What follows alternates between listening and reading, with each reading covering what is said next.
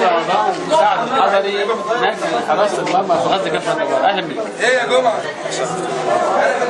اداء متميز امام كفر الشيخ، سر الاقناع والابداع في الاداء. والله الحمد لله وفضل من الله سبحانه وتعالى. كابتن الدوري والنادي عاملين معانا شغل جامد الصراحه، يعني وفر لنا كل حاجه واحنا عايزينها كل شيء، واحنا الحمد لله دي توفيق من عند ربنا سبحانه وتعالى.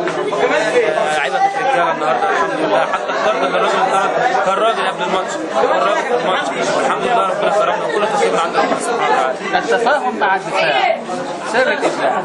الحمد لله اكيد لازم انا والناس اللي ورا الاربعه اللي ورا لازم نكون متفاهمين مع بعض، واحنا ماشيين كويس لسه من اول الدوري، حتى الاهداف اللي بتيجي فينا الاهداف كلها يعني صعبه بس احنا ماشيين كويس الحمد لله. يا خسرنا 4 مرموق بس احنا كنا ضيعنا يطلع 20 فرصه في الماتش المرموق، وربنا عوضنا النهارده الحمد لله. ربنا كرمنا بفضل الجهاز وفضل ربنا سبحانه وتعالى الحمد لله.